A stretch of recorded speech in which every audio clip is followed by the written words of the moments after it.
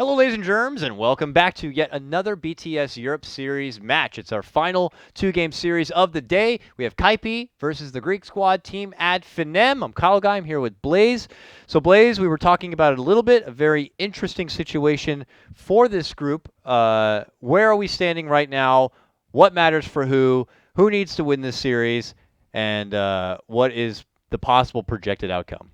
So what we're looking at right now is that Power Rangers Elements have both played their games already. They are finished up for the group here, but PR, since they only got draws off of every team, are not able to advance, as well Kaipi have played two, and because they took a 0-2 loss against Elements Pro Gaming, they're unable to advance as well. However, since Finem and Elements drew against each other in the group, and Elements have already 2-0'd Kaipi, now Finem have to do the same. They have to 2-0 Kaipi in order to bring us to a tiebreaker for the group, where we will decide who is going to be topping it out and moving on to the money and into the playoffs. So for right now, it is every game on the line for Finem and Kaipi fighting for pride.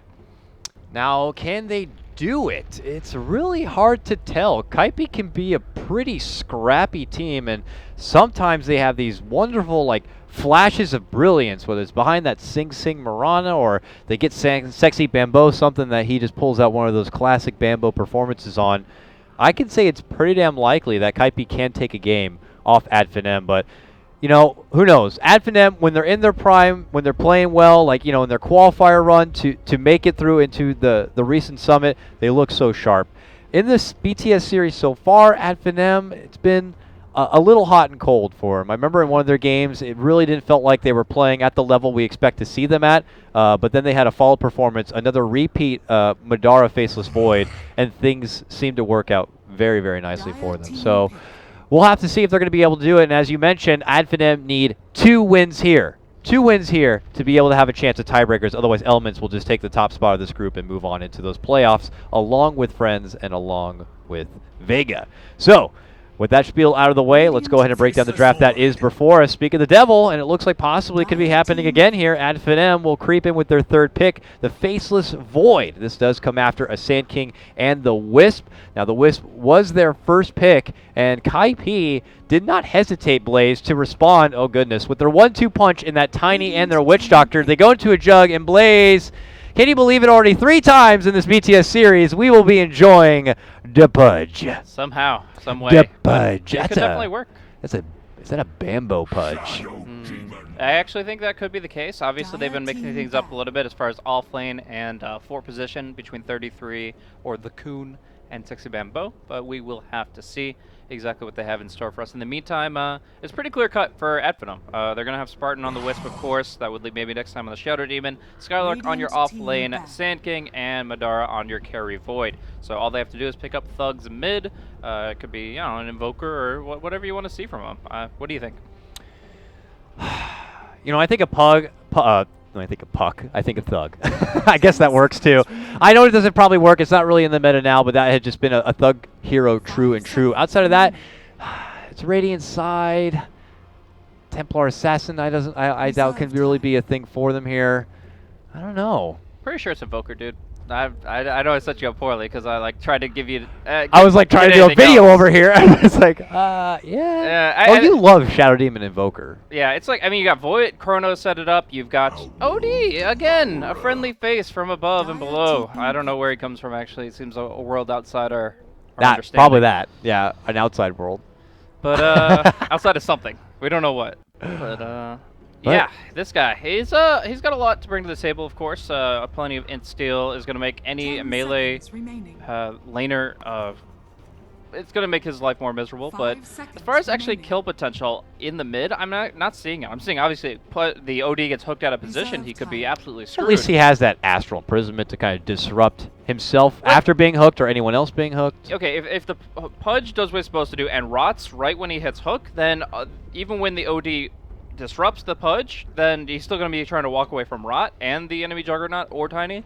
Oh, or if he disrupts himself, then he's just buying time for nothing. Like, nobody's coming to save you across the river, I'm afraid. And then you have Shadow Demon to disrupt after that, Yeah, Blaze. just- So you're just imprisoned forever. Yeah. You're just like, you know what, I got hooked, so I'm going to Astral Imprisonment, and then I'm going to disrupt, and then you can put a Chrono on my head, and then relocate me out into another dimension. It's the Slark strat. You put him back in Dark Reef, and you lock the door. But in this case, yeah, I don't know. I feel like OD is not going to be able to enable an IO or a Shadow Demon to kill a certain hero. Maybe you could surprise somebody with a level 6 skill up of the Sands Eclipse and get that extra burst damage. But in general, you're looking to just lane well. You're looking to last hit well. You're looking to control the lane and the creep equilibrium well with the OD and fight it out until your team really wants to get going with the Void. I think the Void is really their catalyst for action. The Sand King, if Skylark has a really great game and is going to be able to get an early blink, fantastic. But I think it's much more likely that he's going to get zoned out, he's going to have to Iron Talon jungle a bit, and he'll get that at a kind of mediocre time.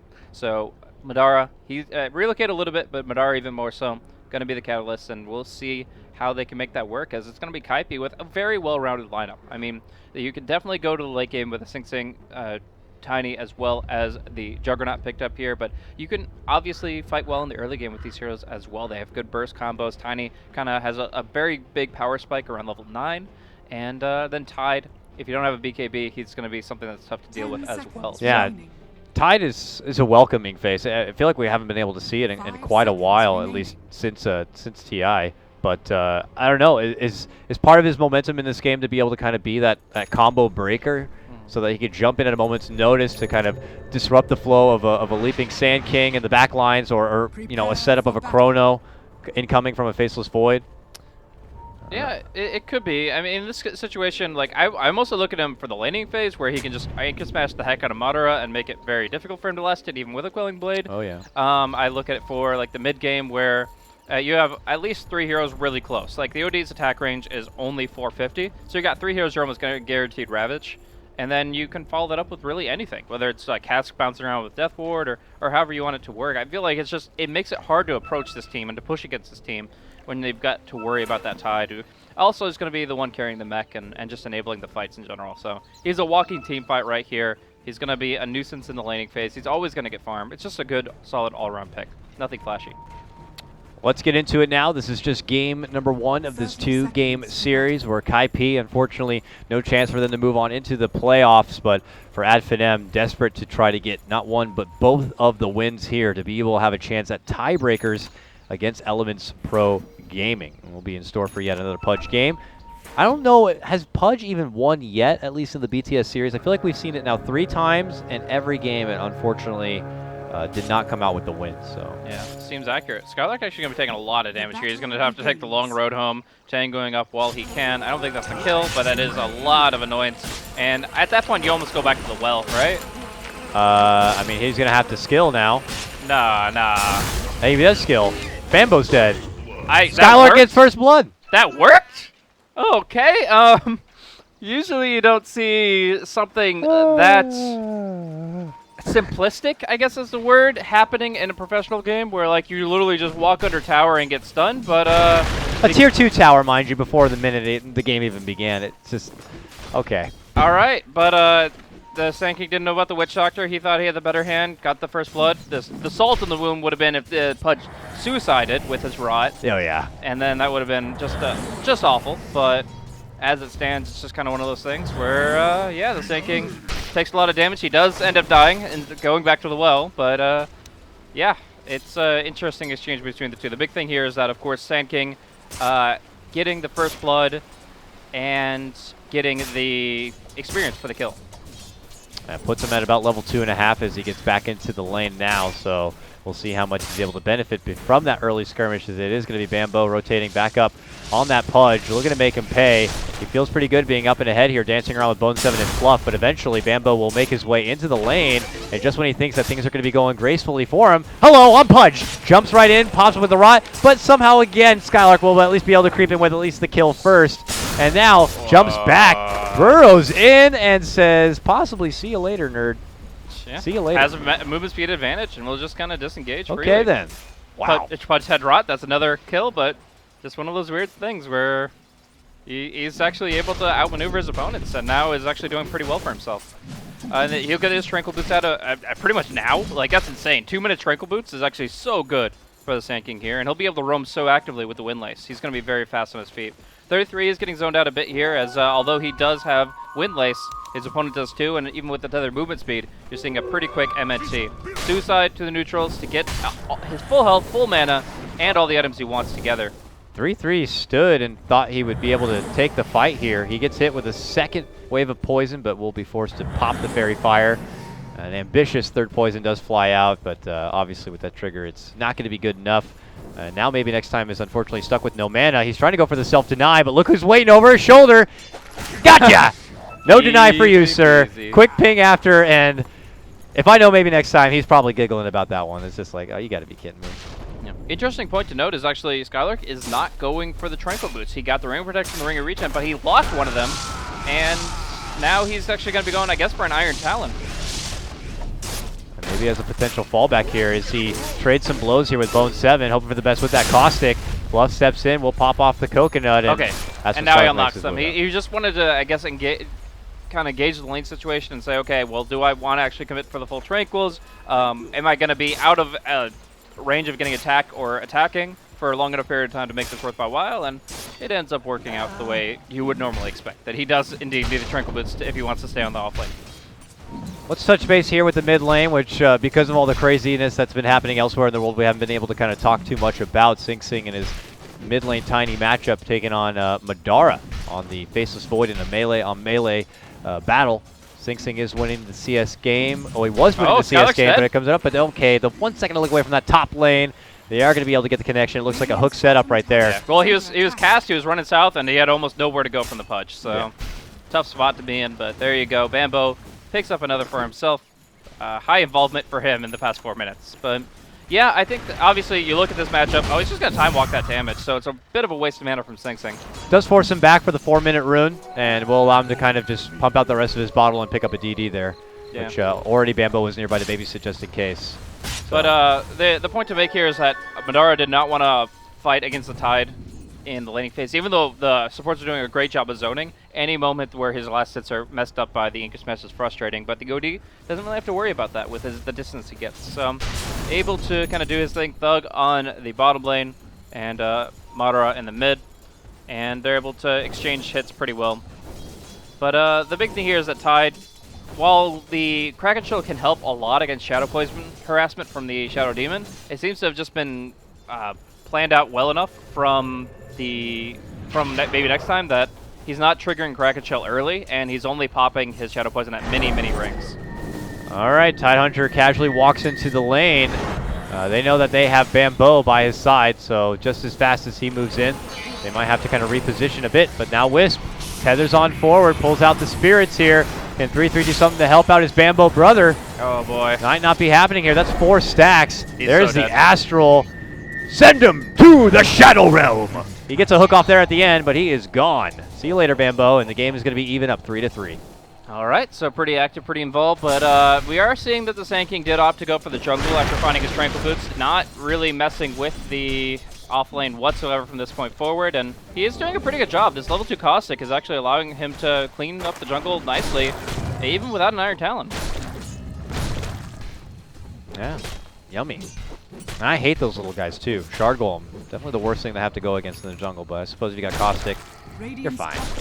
So he'll pull off and be able to grind his way back into a farm period there. Does open up the lane quite a bit for Bone, and allows Fluff to kind of work with the pull camp, so his Witch Doctor is going to be able to benefit from some nice little solo XP, which is nice. I mean, you compare it over to Finem's support game, they've been kind of hanging with that tri-lane in the bottom quite a bit, so they're a little behind in the support, in the level front, but now they're on a mission here. Knowing that 3-3 is going to be kind of farming this side camp, they make the maneuver to head on in. Can the support duo get 3-3 down? They can do a lot of work here, but essentially just force them all the way back and away. Oh my god, they got him real low. Oh, poison from the high ground, just off the mark. Will force out Bone 7 rotation with a Blade Fury. It is going to be him stepping away and teeping right back out and home. Now, all the meanwhile, it does look like they were able to kind of get the Wisp. Yeah, Bambo certainly took care of him. His only option was to tether through like 2 tower auto attacks. Doesn't end up working out the way they want to. Very close call for the Tidehunter. But 33 makes his great escape and will be able to get back on that offlane. Bone 7 now making his way down bottom. He was their safe lane farmer. Witch Doctor has taken that up for himself. Will be getting himself a very fast level 6, and maybe that will expedite either the Pudge or the Tide when the Tome of Knowledge does come available. Sing Sing was here too. He rushed in. That looked like they were pretty bloodthirsty to hopefully take down this OD, but doesn't seem like they are going to be able to get that chance. I wonder if that's the main incentive, the kill potential with those particular heroes, or if they actually are changing their priorities to help Fluff. But as you can see, top Fluff is not getting any help here as they make their 3-man movement up top, and they will be able to finish them off after the disruption. Yep. So See you later. Normally, Fluff is a sacrificial support, so normally he actually is the one that gets the least out of the lanes. Now they're trying to make a conscious decision to rotate Bone 7 down, and as a result, Fluff actually gets quite a bit. I'm not sure if that's based on the fact that they can be more aggressive with these heroes bottom, where the Tide really couldn't be involved at all. Yeah, I mean, I'm not sure. Dismember plus Death Ward I get is pretty sweet, but yeah, everyone else is still lacking a little bit in the level department. I mean, even Bambo just a ripe little level 3. Bone 7 thinks about a commitment behind the tower, but it's going to be forced to Blade Fury back it away, but that's when Madara pops out the Chrono now, and they're going to be able to get that sweep finish, taking out the Jug. Bambo, though, still caught in that awkward position, will be going down next, and it turns into a clean twofer for Finem. Yeah, just a bit misguided now. And now they have nobody in the top lane. They're like, this is their safe place to farm. There's nobody addressing this. Skarlark has not even touched the off lane in the past several minutes. So, other than that one little quick gank. So, what they're doing is they're leaving a completely free lane open because they want to start being aggressive. But what this means is that Kaipi are actually forcing themselves to find kills. And they're forcing themselves to overextend. And in doing so, one little mistake and they waste so much time, so much farm, and you're going to see the graphs go very far in favor of Finem. Still, though, a very hungry Kaipi here, looking for any sort of setup to make leadway into a bit of a game changer. Bambo Smoke looks to perch himself up onto the high ground here, and in hopes of maybe getting some sort of hook setup. There is range to kind of work a little bit from that high ground, but maybe next time is taking a very defensive posture behind this tower. Now Madara is going to be joined him by his side. Okay, he eats a lot of damage. Bambo looking to go in for the finish here. At that same moment, Omni breaks out. They are going to get that finish on to maybe next time. Up at the top lane, Bone 7 thinking about making his move in. Does get the Omni off, but no extra finish for them, and now they're going to be the ones forced to retreat. A little bit slow on the Sentry Ward from Fluff and stuff. I think they could have gotten him in the Sandstorm with that Sentry. They were Blade Fearing on. They just needed to choose the right path, but he gets the distance he needs, and the Wisp comes in to reinforce. So they do lose the Shadow Demon, but waste an Omni Slash up top is a bit of a win. Finem still holding on to a good head start here, and certainly with Thug kind of continuing to do as he pleases here in the bottom lane, now pushing closer to that level 9. He's the big net worth boy on the block right now. So with him and Madara both kind of taking reign at the top, the window of opportunity for KP to make any sort of early impression in this game is not happening. And I don't know, unfortunately, kind of what we've been seeing with a lot of the Pudge games. I'm not saying that it is Pudge, but it feels like whenever the Pudge is on the team, you know that they want to kind of make an early impact and make a lot of ganks, as they do get the kill. Finem do, taking out 3-3 there right at the camp. But at what cost? We're going to see the Tiny come in, full combo on the Wisp, no chance of surviving through that one. And, obviously they're keeping the Tide down, they're preventing that Ravage, but it'll come eventually. It's just been probably one of the biggest suppressions of Tidehunter I've seen in recent months. Well, that's Sing's first real impression into the game. He had been pretty 0-0-0 up to that point, with only a mild rotation to the bottom in hopes of catching someone out. So he's finally able to kind of get his hands a little bit dirty here. Do you kind of get this weird feeling like the game hasn't even started yet? They're just kind of like, they're making moves, they're getting kills back and forth, but like there's no clear shape of the game is taking. Like, it's still laning phase. It's still laning phase and random heroes getting killed and dying. Like, they're great spoke movements, but nothing game defining. Like the Tidehunter getting killed, that's big, but like, I feel like the rest of the game still has yet to be played. I don't know. It's a weird feeling. Maybe I'm just weird. I mean, we haven't really seen any sort of hefty clash. There has been no assertive push for any objectives. Lots of tier 1s are just kind of all over the place. So, I mean, I can see where you're getting at. Just maybe a casual pick here and a pick over there. Nothing really game-breaking or defining, but that could change fast. Mid lane, we're going to have a chrono. Right into the relocate. Right in for Swing.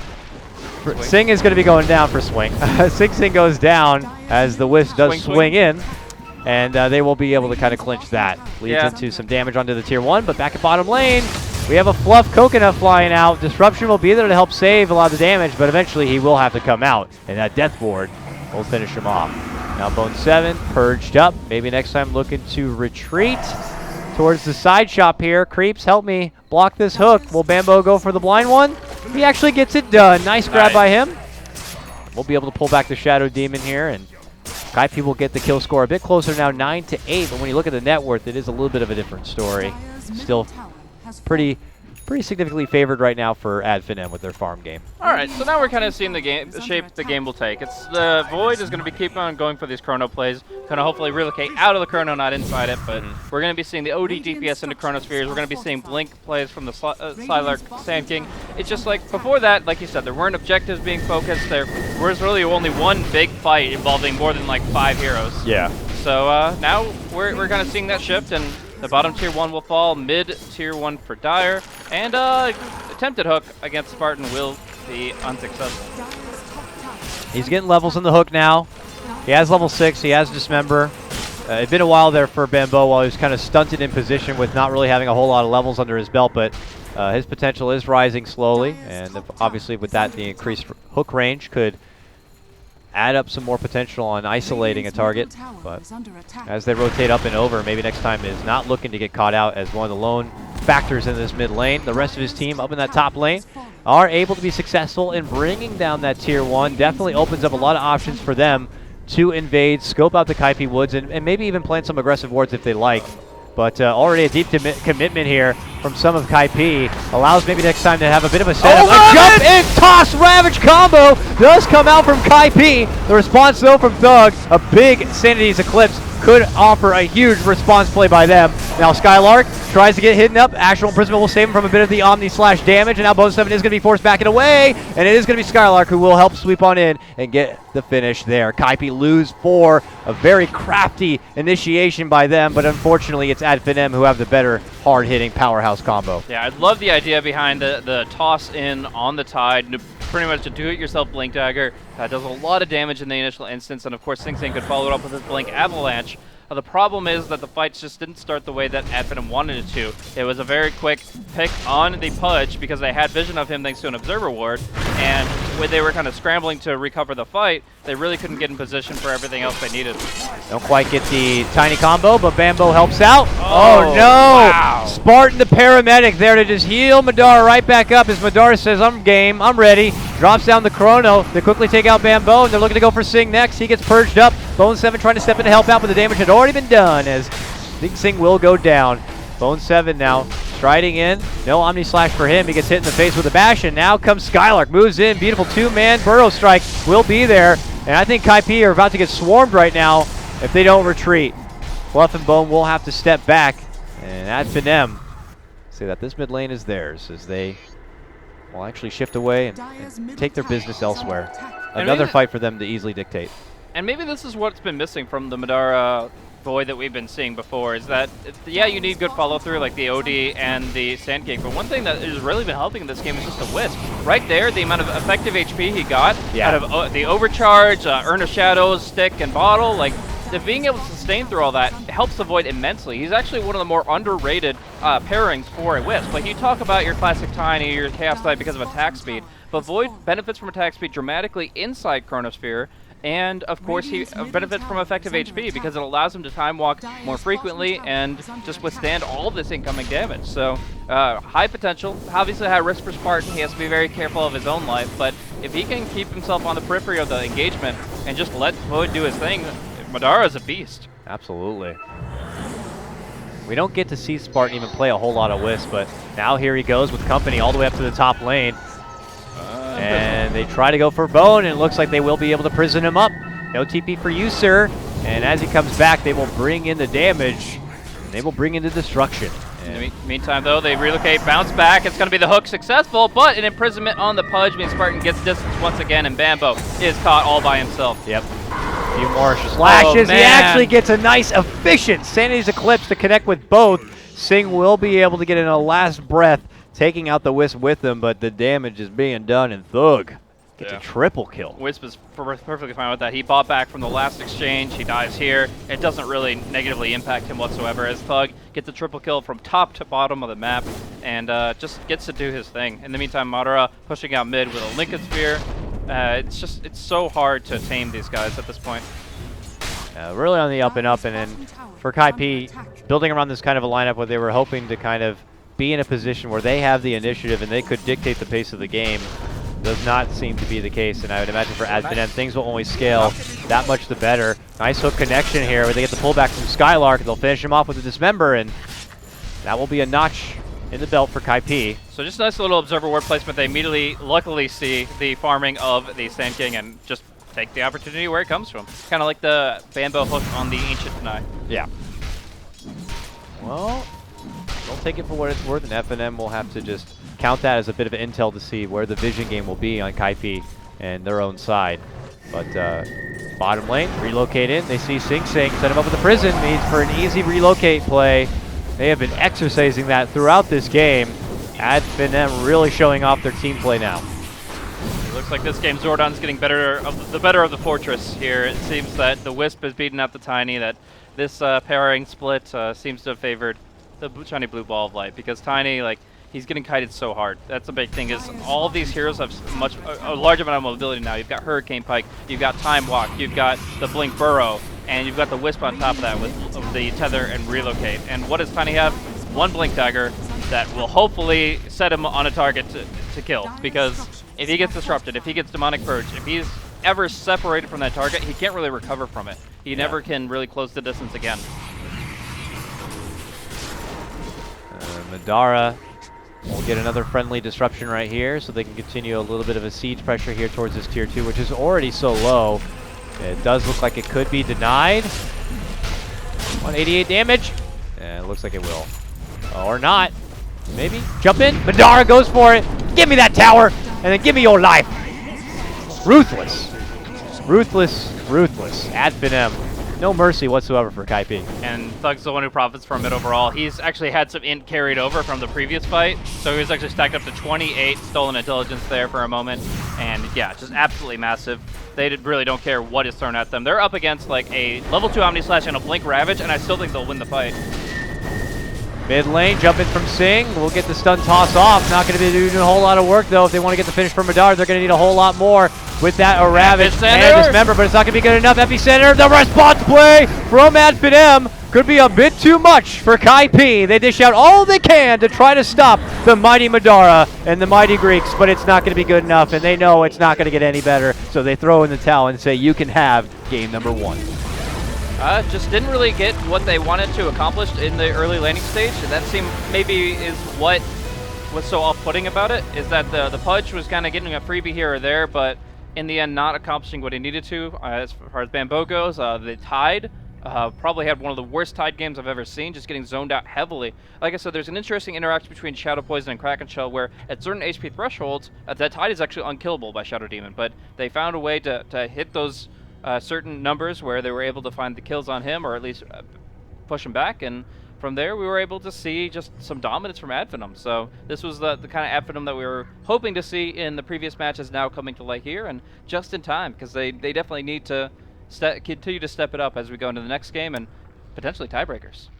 Should be an interesting thing, and as you mentioned, if Finem can take just one more win, they will be in a tiebreaker situation to go against Elements Pro Gaming. Kaipi, as we already know, mathematically out of being able to advance into playoffs, but for their own namesake, for pride, for the fans, they want to hold on and want to pull out a win and see if they can do a bit of an upset there. So we'll cut to a little break, and when we come back, it's going to be game number 2 of Kaipi going against Finem. That's Blaze. I'm KotLGuy, and we'll see you soon.